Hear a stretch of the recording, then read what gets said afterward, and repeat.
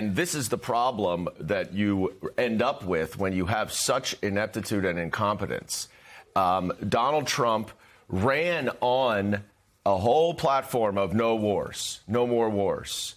And what clearly happened is he saw his own stature diminishing so greatly here in the United States, domestically.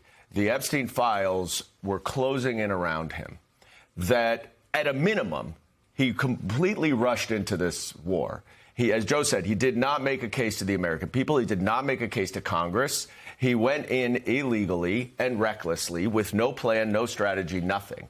And there are consequences when you do that. It's not just, oh, too bad, we'll pull out and then we'll do it next year. You don't have that opportunity. And this is going to have dramatic impacts. And this is why you don't just rush into stupid wars. War's not something that you throw around like a distraction from what's going on here and from what's going on domestically. And what's going on domestically was already bad, and the war made it so much worse. So Americans have been struggling under Donald Trump far more than they were before. Then gas prices go up. Now inflation is going up, and it's all because of this reckless, illegal war that Donald Trump, for some unknown reason, decided had to be done now, and we're paying the consequences. And he even said along the way in the last few weeks he found this boring. He wanted to move on. He said 2 days ago, I just want to put this in the rearview mirror. He conceded yesterday that really what was at the heart of this is, I don't want to be Herbert Hoover. I didn't want the economy to collapse, and I'd be responsible for that. I just had to end it, and this is the deal that ends it. I'm always curious because we're hearing now publicly from more Republicans. We've heard from them today in Congress criticizing this deal, but some other things that the president's doing as well. What are you hearing specifically about this deal from your Republican colleagues? Are they still falling in line with Donald Trump, or are they critical? Well, they seem to be tiptoeing into some criticism. It is bewildering to me, by being down in Washington for the last year and a half, to see the degree that Republicans in Congress have just rolled over for a completely irrational, reckless destruction coming from the White House. And yes, it's on foreign policy, but it is an immigration where this dragnet, this absolute disgusting deportation dragnet is going on, where even though they promised the worst of the worst, what we are seeing is 95% of the immigrants who are being arrested have no serious criminal record. And the list goes on and on. Obviously, the corruption and the grifting, the weaponization of the Department of Justice, but taking away $1 trillion of Medicaid and food nutrition, gas prices going up. Literally, in the entire framework, every single thing that he is doing is tearing apart the country, tearing down the country, and recklessly destroying the basic values of our Constitution.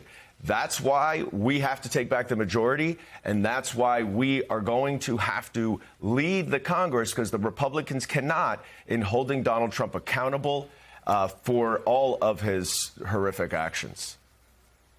Well, if I could maybe develop on the point you were making about migrants and these detention centers and all the different ways in which not just our values but laws are being overlooked and breached, whether it's ICE agents or the way migrants, whether they are slightly documented, undocumented, or happen to be U.S. citizens stuck in these detention centers.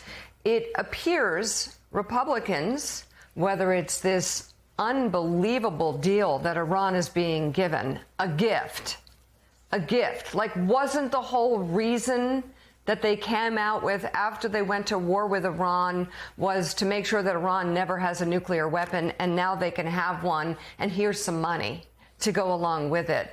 Republicans stand in the breach, whether it's this incredibly horrific and almost nonsensical. I mean, I would be concerned if this were my president.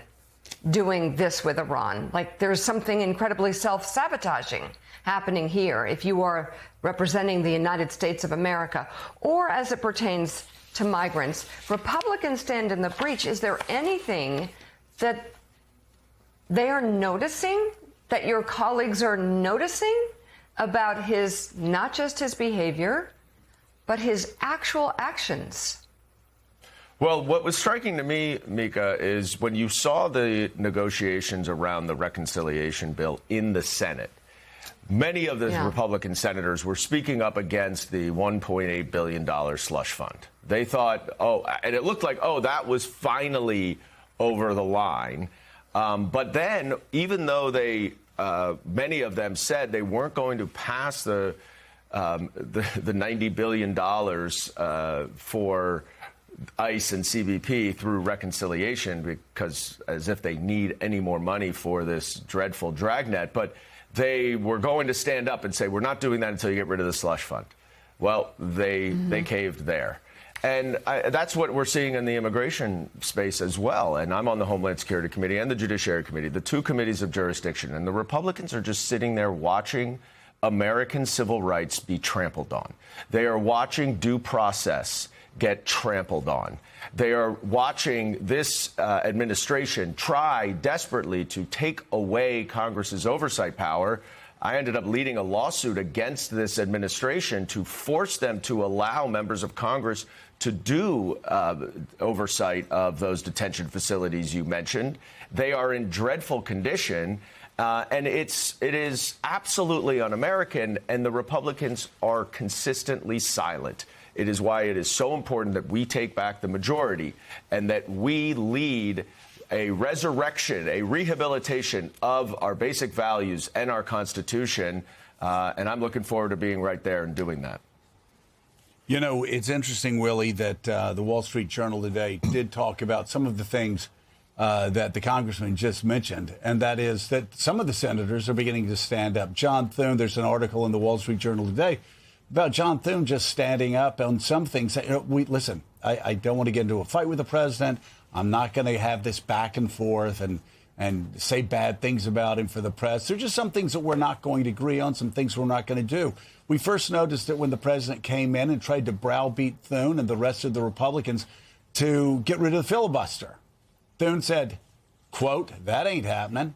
And Mike Rounds laughed at the president out loud at the meeting. You look at what's happened recently. Republican senators said no to the Marie Antoinette Ballroom. They said no to the $1.8 billion slush fund for the cop beaters, this cop beater relief fund. They've said no. Some of them said no to this so-called SAVE Act that Donald Trump is now doubling down on, which, let me say again, not about voter ID. Along with about 80% of Americans, I support voter ID. The SAVE Act is a voter suppression bill. 45 driver's licenses, 45 states' driver's licenses that are issued would not be allowed under this voter suppression bill that Donald Trump wants to pass. We've heard all the stories about women who get married and how they would have a hard time. A lot of them also registering to vote. So there are some things that John Thune and the Republicans in the Senate have stood up on and said, listen, we can't do this. It violates the law, first of all. And secondly, it's just horrific politics. So we are starting to see some of that in the Senate, and now with Bill Cassidy, and now with John Cornyn, of course, with the others that have voted against him in the past. You're now seeing 5, 6, maybe even 7 Republican senators that say, listen, we're done going over the political cliff with a guy that has approval ratings in the mid-30s. Yeah, Leader Thune has swatted away some of the worst ideas of the president of the United States. Punchbowl News this morning has a very interesting look inside a Republican Senate meeting yesterday, which effectively was a rally around John Thune meeting, in which the Louisiana senator was quoted as saying, if you don't like John Thune, you don't like golden retrievers. And then they came out of the meeting and said, yes, we all support John Thune. And it was Tom Tillis who said, we've got to stop acting like a rubber stamp for this president. We need to be the board of directors that we're supposed to be. So you're starting to hear grumbling and a lot of support for John Thune. On the point of the SAVE Act and these coming elections, Congressman, you have new legislation you're introducing this morning exclusively on Morning Joe, focused on combating election interference by the federal government. It's called the Voting Systems Protection Act. Take us inside the legislation, if you would, and tell us why you think it's so important as we head to the midterms. Well, I think everybody is understandably and correctly very concerned about whether or not this upcoming election is going to be free and fair. And there are lots of different ways that Donald Trump has already started laying the foundation to undermine them, influence them, or even cheat in them. And one of the ways that we have seen over and over is, including in Georgia, is seizure of the voting machines or the voter rolls. This bill is a fairly simple way of ensuring that the federal government does not tamper with those things. So there is an oversight mechanism by someone from the state who will always be with whatever seizures, whatever rolls or materials or technology or voter equipment is, if it is ever taken. So they'll oversee it to make sure. There are additional criminal penalties if there is any tampering with those voter rolls or those machines.